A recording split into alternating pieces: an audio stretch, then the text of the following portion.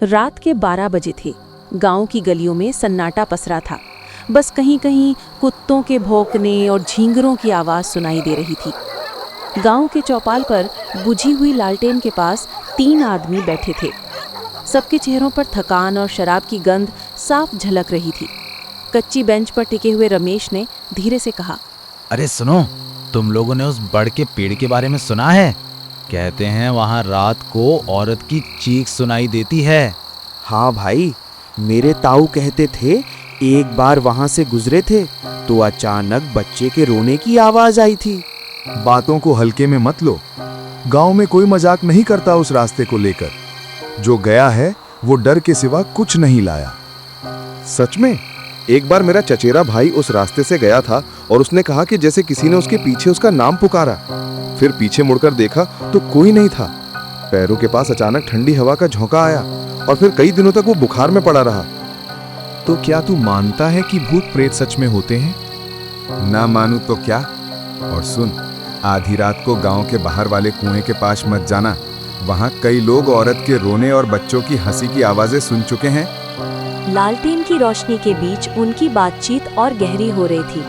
तभी अचानक कदमों की आहट सुनाई दी। दोनों इधर-उधर देखने लगे। गांव की सन्नाटा भरी रात में उनका तीसरा दोस्त विकास वहां आ पहुंचा। उसका चेहरा थका हुआ और बुझा हुआ था। चारों की बातचीत लगातार गहराती जा रही थी। कभी कोई कहानी सुनाता, कभी कोई डर की बात जोड़ देता। लालटेन की धुंधली रोशनी और चाय की भाप के बीच उनकी बातें रात भर चलती रहीं। दिन ढलने लगा था। हल्की धूप गांव सूर्यपुरा की गलियों में बिखर रही थी। राजेश अपनी पत्नी सावित्री और बेटे नील के साथ नजदीकी कस्बे से गांव लौट रहा था। सावित्री ने अचानक सड़क किनारे बने पुराने खंडहर जैसी हवेली की ओर इशारा किया।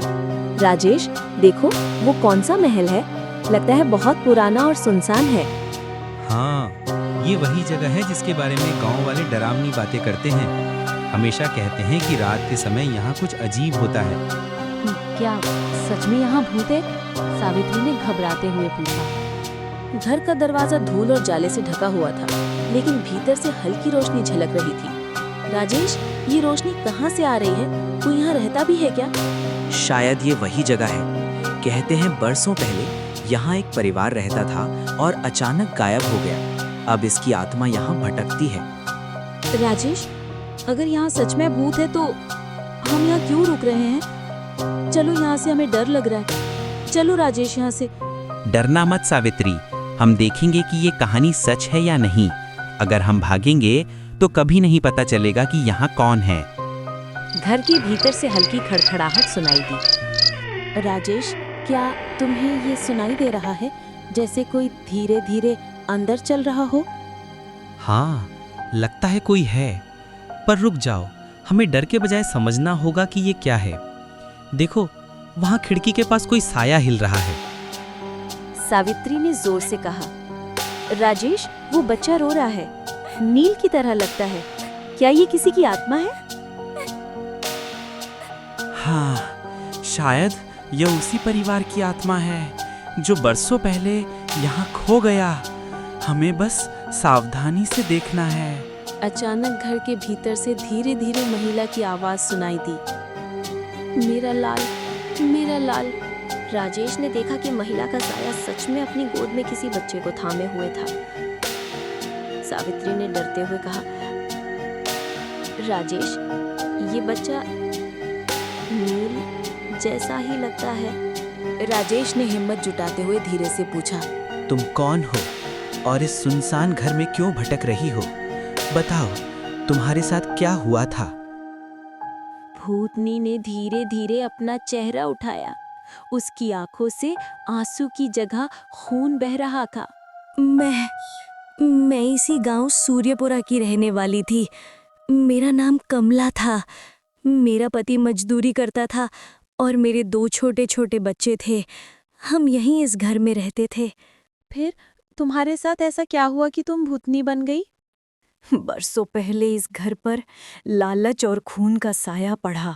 हवेली के मालिक ने मेरे पति को काम से निकाल दिया। उस रात भूखे मेरे बच्चे रो रहे थे। मैं उनसे रोटियां मांगने गई, पर हवेली के मालिक ने मुझे धक्का देकर बाहर फेंक दिया। बारिश की ठंडी रात थी। मेरे दोनों बच्चे भूख से तड़पते रहे और मेरी आंखों के सामने दम तोड़ दिया। मैं अपने बच्चों की लाश सीने से लगाए रोती रही। उसी वक्त मुझे इस घर के भीतर बांध दिया गया। मेरे बच्चों को जला दिया गया बिना कफन दफन के। मेरी आत्मा चीखती रही, पर किसी ने मेरी आवाज नहीं सुनी। उस रात के बाद से मैं यहीं भटक रही हूँ, अपने बच्चों को ढूंढ रही हूँ। कोई मुझे शांति नहीं देता। लेकिन तुम हमें क्यों दिख रही हो? तुम हमारे बच्चे नील की तरफ क्यों खिंचाई? तुम्हारा बच्चा मुझे अपने बच्चों जैसा लगा। जब मैं उसे देखती हूँ तो मुझे अपने लाल याद आते हैं। मैं उसे चोट नहीं पहुँचाना चाहती। मैं तो बस उसे गोद में लेकर थोड़ी देर के लिए अपनी अधूरी ममता जीना चाहती हूँ। लेकिन लोग कहते हैं तुम रास्ता रोकती हो, परछाई दिखाती हो। क्या ये सच है? और माँ बाप अपने बच्चों को खो ना दे जैसे मैंने खोया।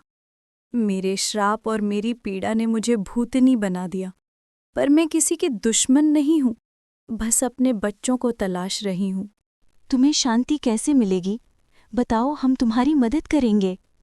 मेरे बच्चों की अस्थियां अब भी इस घर के पिछवाड़े गड्ढे में दबी हैं।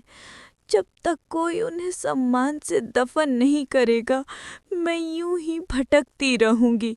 अगर तुम सच्चे दिल से मेरी मदद कर दो तो शायद मेरी आत्मा को मुक्ति मिल जाए। ठीक है कमला, मैं वादा करता हूं कि तुम्हारे बच्चों की आत्मा को शांति दिलवाऊंगा। तुम अब हमें चोट मत पहुंचाना। भूतनी की आंखों से आंसुओं की धार बह निकली। वो धीरे धीरे पीछे हटने लगी और उसकी आवाज गूंजी, अगर तुमने अपना वादा निभाया तो मैं इस घर से हमेशा के लिए मुक्त हो जाऊंगी। अगली सुबह सूरज उगते ही राजेश और सावित्री ने गांव पहुंचकर सबको रात की घटना बताई। लोग पहले तो डर गए, पर राजेश ने साफ कहा, भाइयों, ये घर की भूतनी कमला कोई खतरनाक आत्मा नहीं है। वो तो बस अपनी माँ की ममता पूरी करना चाहती है। उसने मुझसे वादा लिया है कि उसके बच्चों की अस्थियां को सम्मान से दफन करूं। अगर हम उसकी मदद करेंगे तो ये गांव भी उसके श्राप से मुक्त हो जाएगा। बेटा, तुम सच कह रहे हो तो ये पुण्य का काम होगा। आत्माओं को शांति दिलाना बड़ा धर्म है। हमें मिलकर ये करना होगा। लेकिन अगर वो भूतनी हमें नुकसान पहुंचा दे तो? सुना है उसने कई बार राहगीरों को डराया है। नहीं, उसने साफ कहा कि वो किसी को चोट नहीं पहुंचाती। वह तो अपने बच्चों के लिए तड़प रही है। हमें उसका दर्द समझना चाहिए। एक माँ का दिल है वो। सोचो, अगर हमारे बच्चे भूख से तड़प कर मर जाएं तो हम कैसा महसूस करेंगे। हमें उसकी आत्मा को मुक्ति दिलानी ही होगी। गांव वाले धीरे धीरे मान गए। सबने मिलकर तय किया कि रात में नहीं बल्कि दिन में घर जाएंगे। दोपहर को राजेश, सावित्री, पंडित रामदयाल और कुछ गांव वाले भूतनी के घर पहुंचे। घर के पिछवाड़े जमीन खुदवानी शुरू हुई। जैसे ही फावड़े मिट्टी में धंसे, हवा का रुख अचानक बदल गया। चारों तरफ अजीब सी ठंडक फैल गई। तभी एक हल्की सी परछाई दिखाई दी, भूतनी कमला की। हाँ, यहीं मेरे लाल सोए हैं। धीरे से निकालो उन्हें। गांव के किनारे पीपल के पेड़ के नीचे चिता सजाई गई। पंडित रामदयाल ने मंत्रोच्चार शुरू किया। राजेश और सावित्री ने अस्थियों को लकड़ियों पर रखा। सालों बाद आज मेरी ममता को शांति मिली। मेरे लाल अब भूखे नहीं रहेंगे। धन्यवाद राजेश, सावित्री, तुमने मुझे मुक्ति दिलाई। अब ये घर श्राप मुक्त हो गई। जब अग्नि ने चिता को जला दिया तो घर के ऊपर से एक तेज रोशनी उठी। भूतनी की परछाई धीरे धीरे धुएं की तरह आसमान में समाने लगी। सच्चा धर्म यही है, दूसरों की आत्मा को शांति दिलाना। आज से ये हवेली डर की जगह नहीं बल्कि मुक्ति की निशानी कहलाएगी। राजेश और सावित्री ने एक दूसरे की ओर देखा। उनके दिल में संतोष था कि उन्होंने इंसानियत का सबसे बड़ा फर्ज निभाया।